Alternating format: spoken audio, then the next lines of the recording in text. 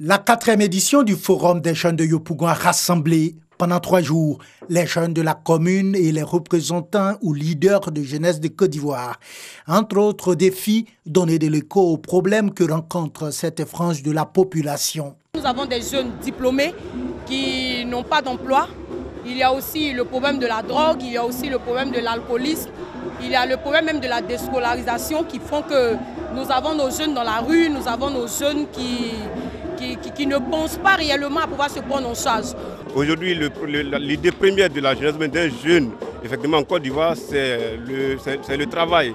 Comment travailler, comment se prendre en charge, comment subvenir à ses besoins. Et quand il s'élève, je pense que c'est à cette idée-là qu'il pense. Des difficultés et réalités bien connues des autorités du pays, qui ont d'ailleurs profité de ce cadre d'échange, de partage d'expériences et de réflexion sur la problématique de la citoyenneté et du civisme pour inviter les jeunes à la prise de conscience de leurs responsabilités face à l'année électorale qui s'annonce. Sur le terrain, nous apportons un message de cohésion, un message de paix et un message de rassemblement. Et nous constatons que dans les bases, dans les quartiers et les villages, nos représentants font réellement le retour à leur base. La jeunesse de Yopougon entend prendre ses responsabilités, entend se mettre dans le train de l'émergence. Donc c'est donc une jeunesse mature que nous avons ici au niveau de Yopougon. C'est pour mieux préparer les jeunes à relever les défis qui se présentent à eux qu'une formation au civisme leur sera dispensée très bientôt. Nous avons introduit la loi au niveau de l'Assemblée nationale qui est passée l'instauration du service civique. Par exemple, on dit pour avoir ton permis de conduire, tu dois 2 mois de travaux publics à l'État.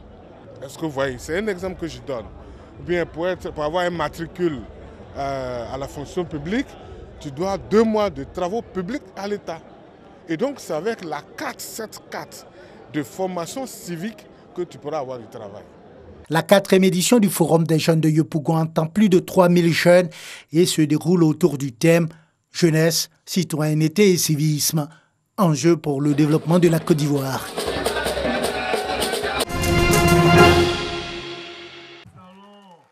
Serge Assi va désormais présider aux destinées du mouvement Génération Gagnante GG de Niangon à Djamé. Il a été installé officiellement ce vendredi 16 août 2019 par le coordonnateur GG des villages à Tchan, Djama Dibi Antoine. Après avoir reçu sa feuille de route, le nouveau président se dit prêt à œuvrer pour l'expansion du mouvement dans les 63 villages à Tchan. Nous, peuple à Tchan de Niangon à Djamé, nous vous réitérons notre engagement tout en disant que nous sommes debout et prêts à œuvrer pour Génération Gagnante dans la droite ligne de votre vision. Le coordonnateur du mouvement GG des villages à Tchan a exhorté ses parents à s'approprier le mouvement pour l'amélioration de leurs conditions de vie. Je demande à mes parents à Tchan de vraiment prendre ce mouvement au sérieux et d'adhérer à ce mouvement parce que c'est un mouvement vraiment du développement que le peuple Tchan attend pour le développement du village. Et sans oublier, remercier aussi le Premier ministre Amadou Gon Coulibaly et aussi le président national Diaby Lassine. Un message bien perçu par les habitants de Niangon à Djamé. Nous sommes heureux parce qu'on sait qu'il y aura un développement dans ce village. Parce qu'on a eu les échos qui aident beaucoup de personnes, beaucoup de villages à Tchan. Et cette organisation nous plaît. Je sais que nous aurons aussi beaucoup de choses qui vont évoluer dans ce village. Hormis l'école qui doit être réhabilitée, comment on appelle le goudron dans le village, parce que vous voyez toute la terre rouge, beaucoup de choses. Vraiment, nous sommes heureux. Génération Gagnante est un mouvement citoyen qui s'est donné pour leitmotiv d'œuvrer au développement et au bien-être des populations de toutes les zones où l'association est implantée.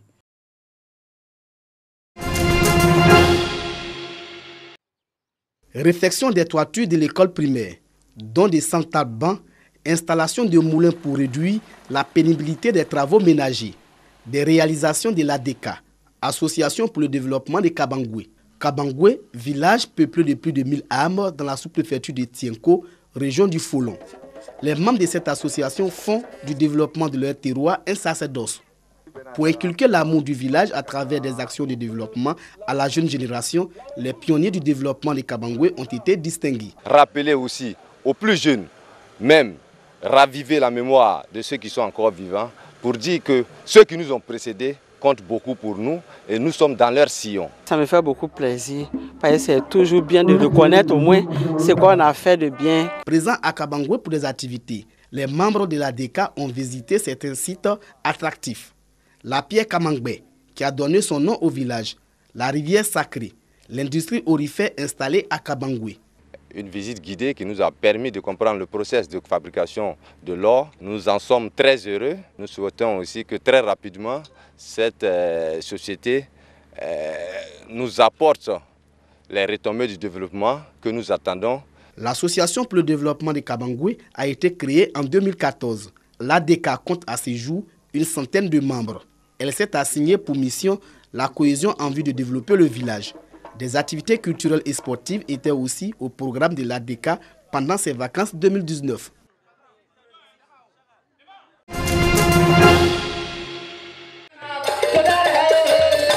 Espace de développement culturel, social et économique, le forum de l'ONG WADA est à sa 4e édition et revendique un bilan remarquable selon les témoignages. L'ONG nous a apporté pas mal de trucs. Moi, j'ai bénéficié d'un moyen financier, puis l'éducation, puis la formation. Vous avez bénéficié de combien? Bon, on m'a donné 500 000.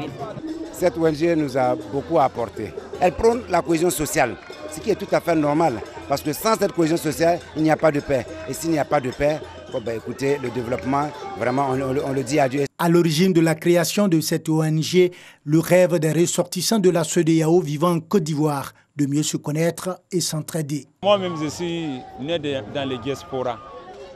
Un moment arrivé, les gens ont commencé à se disperser. Il n'y a plus d'union, il n'y a plus d'attente. Il faut que moi-même, je puisse faire quelque chose. J'ai créé ONG. D'abord, j'ai appelé mon communauté, j'ai appelé la communauté de CEDEAO. À partir de notre ONG, on a 100 et quelques associations à créer dans notre ONG. L'initiative a trouvé un écho favorable auprès des autorités qui voient en cette ONG un levier de cohésion sociale et d'intégration sous-régionale. La Côte d'Ivoire a été un pays d'accueil, un pays de paix. Et c'est cette dynamique-là que nous, au niveau d'Atekoué, nous empruntons à cela pour faire ça une autoroute. Et que la cohésion est totale, est franche à Tekoué. Nous sommes là pour témoigner déjà de notre soutien et de notre solidarité.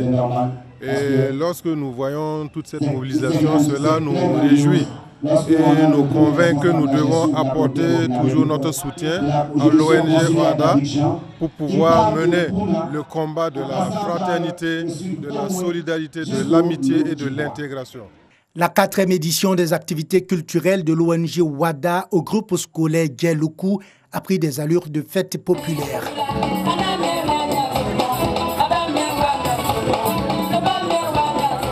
Cette ONG est composée d'une centaine d'associations de ressortissants de nombreux pays, notamment le Burkina Faso, le Mali et le Togo.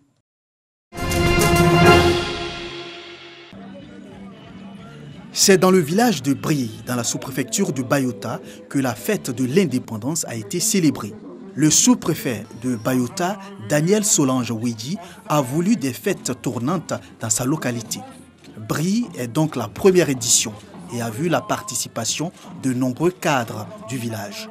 Cette manifestation a été l'occasion de sceller la fraternité, la cohésion sociale et la réconciliation entre les cadres, les populations autochtones, les allogènes et les allochtones. Dans son adresse aux populations, le sous-préfet a fait le bilan des actions du gouvernement. Un bilan qu'elle juge positif, même s'il reste beaucoup à faire. Une parade militaire et un défilé géant de groupes constitués a marqué la fin de cette célébration.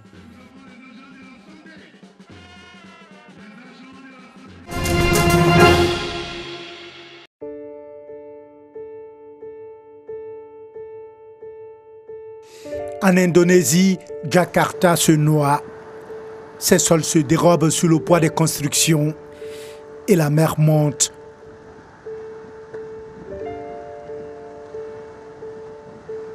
Au rythme actuel, un tiers de la ville pourrait se retrouver sous les eaux d'ici 2050, selon les experts.